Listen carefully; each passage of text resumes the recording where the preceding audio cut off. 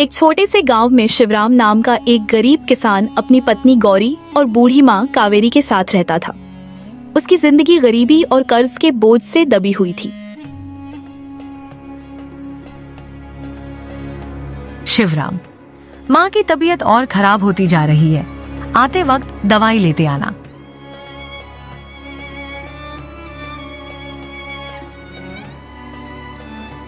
ठीक है गौरी, खेत से लौटते समय सेठ से कुछ पैसे उधार ले लूंगा। बेटा, उस सेठ से अब और उधार मत लेना।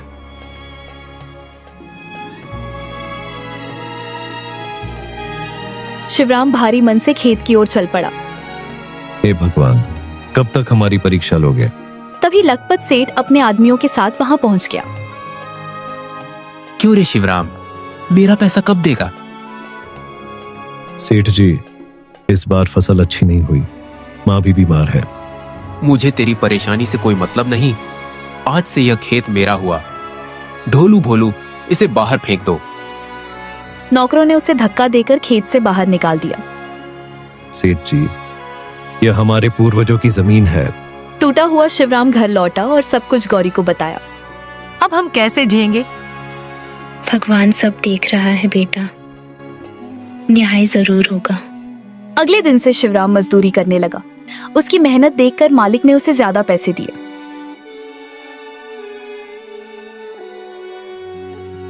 धन्यवाद मालिक, इससे माँ की दवाई आ जाएगी। तभी उसका मित्र हरिराम उससे मिलने आया। मित्र, चिंता मत कर, मैं तुम्हारी मदद करूंगा। कुछ दिनों तक हरिराम रोज उसकी जगह काम करता रहा, लेकिन लखपत सेठ को यह बात पसंद नहीं आई।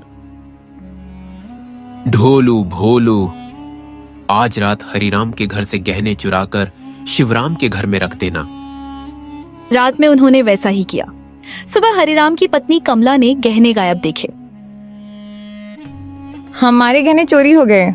मुझे लगता है शिवराम ने ही चोरी की है। नहीं, वो ऐसा नहीं कर सकता। गांव में पंचायत बुलाई गई। जिसने चोरी की है अभी मान लो। पहले शिवराम के घर की तलाशी लो। तलाशी में गहने शिवराम के घर से मिले। यह गहने यहाँ कैसे आए? मैंने चोरी नहीं की। मैंने तुम पर भरोसा किया था। गांव वालों ने उसे चोर समझकर गांव से निकाल दिया।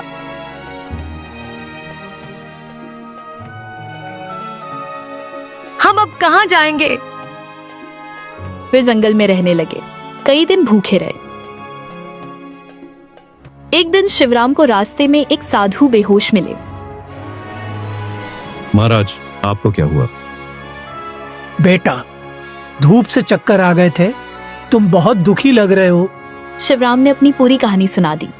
तुम निर्दोष हो, असली चोर कोई और है। चलो गांव चलते हैं। गांव में सबको बुलाया गया। सच्चाई अब सबके सामने आएगी। साधु की शक्ति से सबने देखा, सेठ ने ही चोरी करवाई थी। मित्र, मुझे माफ कर दो। मुझसे गलती हो गई, मुझे माफ कर दो। पुलिस सेठ को पकड़कर ले गई। शिवराम, वापस गांव आ जाओ। गलती सबसे होती है। मैं कल लौट आऊंगा।